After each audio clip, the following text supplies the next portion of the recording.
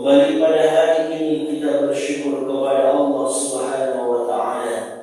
Maka sampai pada hari ini, detik ini dan siang ini, kita masih digerakkan oleh Allah dengan kuasa dan kehendaknya untuk bisa beribadah kepada Allah Subhanahu wa Ta'ala. Maka kita bermohon dari setiap daripada kebaikan ibadah yang kita lakukan, semoga Allah menerimanya dan semoga akan menjadi timbangan kebaikan di sisi Allah nantinya. Maka inilah kemudian yang disampaikan oleh Sayyidi Yusuf Ismail An-Nalani yang beliau tulis dalam kitab Jami' Karamatil Awliya. Maka kata beliau, mestilah setiap kita untuk selalu dan memperbanyak membaca doa.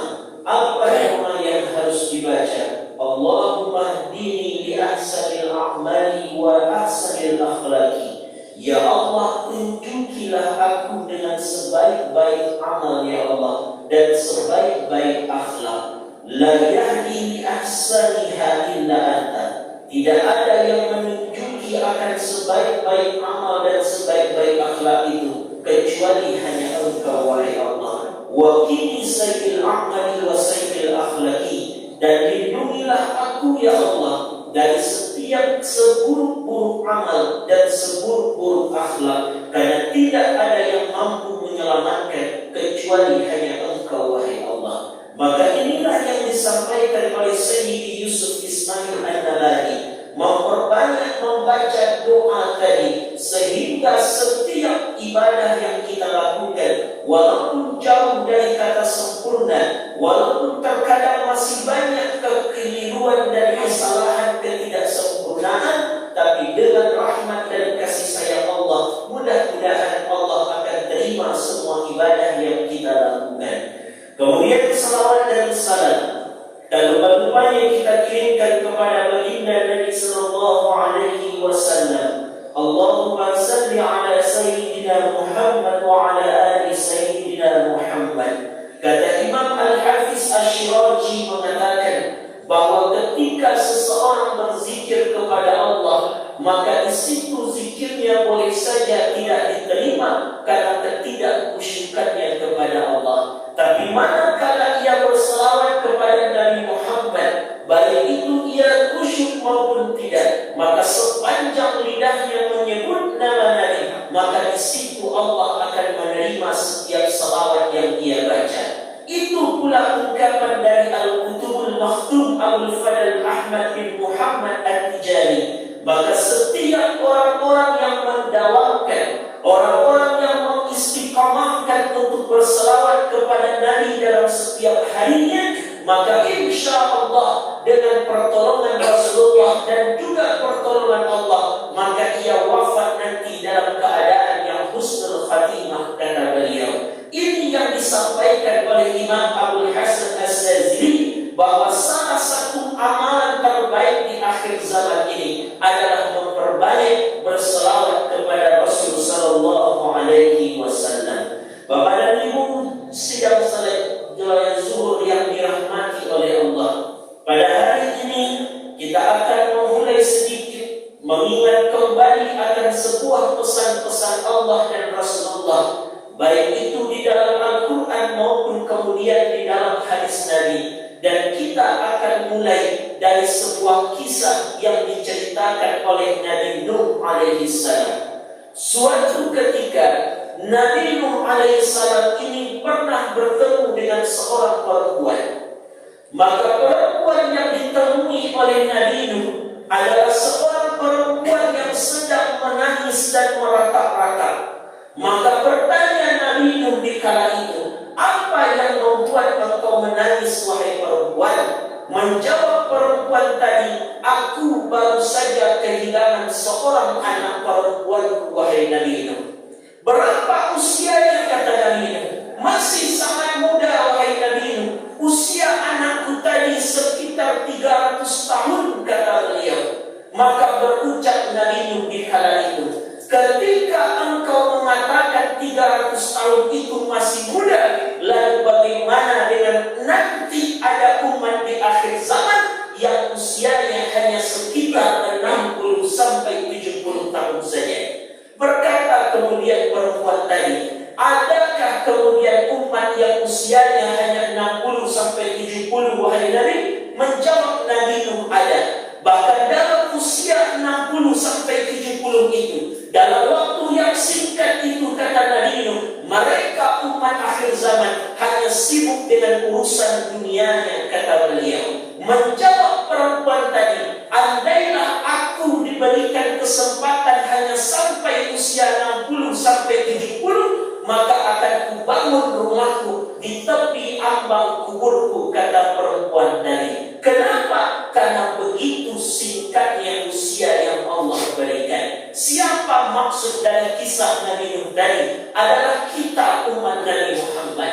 Tidak lama hidup kita di atas dunia, hanya berkisar 60 sampai 70 tahun. Bahkan satu cuma yang sampai 80, bahkan sampai 100, tapi rata-rata 60 sampai 70 tahun saja. Maka perempuan tadi berkata, kalaulah aku diberikan usia yang singkat seperti itu, maka aku akan selalu bersujud dan beribadah kepada Allah, saking pendeknya kesempatan hidup yang Allah berikan itu. Inilah kemudian yang selalu diingatkan oleh Allah Subhanahu wa Ta'ala. Di dalam Al-Quran banyak ayat-ayat Allah yang mengatakan Ittaqullah, Ittaqullah, bertakwalah kamu kepada Allah. Bahkan sampai di dalam ibadah Jumat, di saat khatib akan sekhatib Jumat, melaksanakan akan khutbah Jumat, bahwa wasiat takwa ini pun juga dimasukkan dalam rukun daripada khutbah Jumat. Artinya sangat penting wasiat ini, nasihat ini meminta kita untuk bertakwa dan mendekatkan diri kepada Allah Subhanahu wa Ta'ala. Ini kemudian yang disampaikan di dalam Quran surat ke-59 ayat ke-18, bahwa Allah berkata, Ittaqullah, tingkatkan takwamu kepada Allah. Untuk apa kami meningkatkan takwa itu wahai Allah? Wal tanzur nafsum ma qaddamat ligan, untuk kehidupan, untuk bekal hari esokmu kata Allah Ta'ala. Makanya Imam Al-Ghazali menyebutkan di dalam Minhajul Abidin pada bahagian awal-awal mukaddimahnya mengatakan, maka aneh manusia ini kata beliau, waspadalah setiap manusia. Kenapa kita mesti waspada? Karena usia kita singkat, kesempatan hidup semakin singkat, tapi perjalanan hidup akan semakin panjang kata beliau. Tapi anehnya dalam kesempatan yang singkat ini, banyak kita hanya disibukkan dengan urusan dunia, tapi tak sempat beribadah dan bertakwa kepada Allah Subhanahu wa Ta'ala. Maka ini pesan Allah dalam Quran. Banyak Allah berkata, bertakwa, ibadahlah kata Allah. Itu pula kemudian yang disampaikan oleh Rasulullah. Apa kata Nabi sallallahu alaihi wasallam? Alaika bi taqwallah fa innahu jima'u kulli khairin. Hendaklah kalian bertakwa kepada Allah, karena di dalam takwa itu akan banyak kebaikan-kebaikan yang Allah berikan. Bahkan Nabi mengatakan, walaupun kalian bukan dari keturunanku, walaupun bukan kalian itu daripada generasiku, bukan habaib, bukan kemudian sayyid, bukan kemudian syarif dan syarifah, tidak ada keturunan Nabi mengalir dalam darah kita, tapi Nabi menjanjikan bahwa kalian bisa menjadi keluargaku kelak di akhirat. Bertanya orang kepada Nabi, Man Ali Muhammad ya Rasulullah? Siapa kemudian keluarga Nabi Muhammad itu wahai Nabi?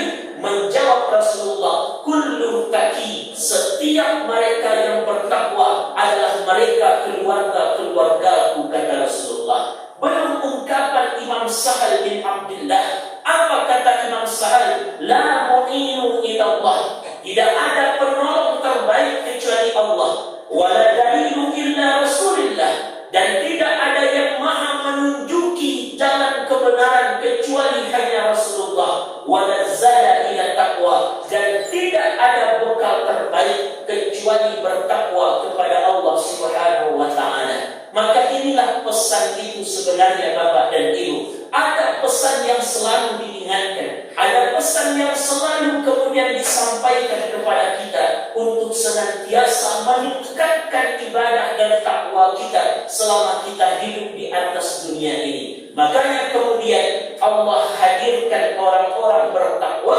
untuk memancing takwa yang ada dalam diri kita sebenarnya. Silakan lihat kepada sahabat Nabi. Ada bernama Talha bin Zubair. Suatu ketika Talha bin Zubair ini telah datang salat berjamaah karena beliau sedang sibuk di kebunnya bekerja.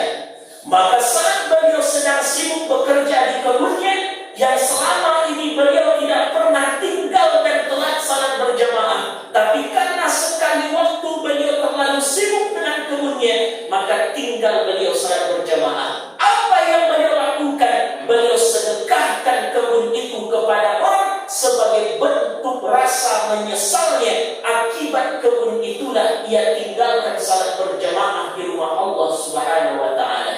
Lihat pula kemudian akan Imam Abu Hanifah, bagaimana takwanya luar biasa. Suatu ketika Imam Abu Hanifah sedang berjalan di sebuah tempat yang sangat panas, maka beliau melihat ada sebuah pohon untuk tempat berlindung. Maka beliau tidak berlindung di bawah pohon itu.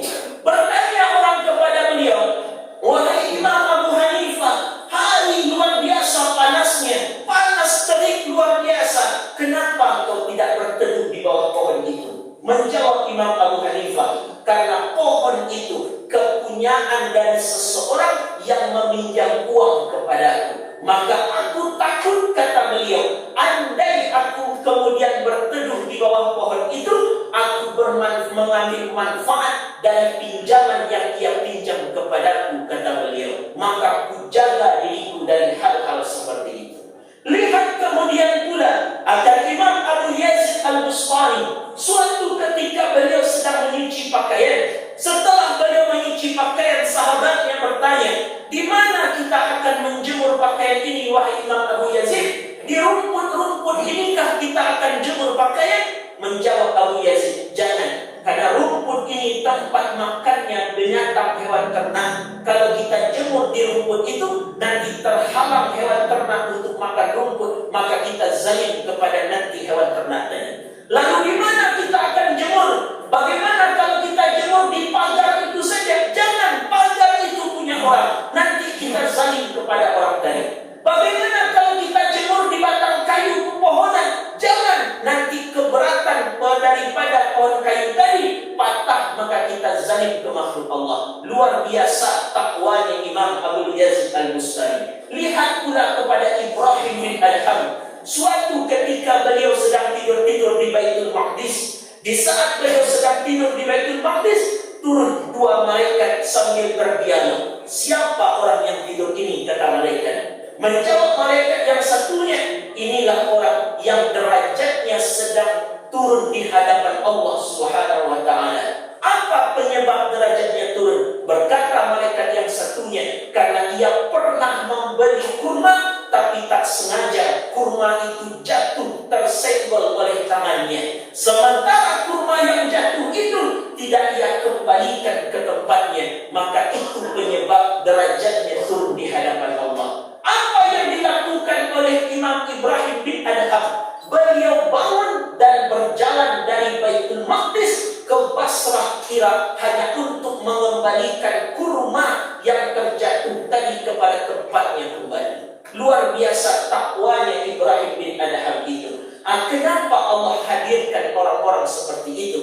Untuk memancing akan takwa kita sebenarnya. Inilah rahasia di dalam Al-Quran. Fa'alhamaha fujuraha wa taqwaha. Kenapa ketika Allah menciptakan manusia, dibuatkan dua potensi dalam hidupnya. Ada potensi keburukan bernama fujur, ada potensi kebaikan bernama takwa. Kenapa Allah ciptakan gini keburukan? Potensi berbuat buruk supaya kita mampu membangkitkan potensi baik itu. Sama seperti kita menyuci pakaian Bapak dan Ibu. Ketika pakaian disebut bersih karena ada kotor, maka ada bersih.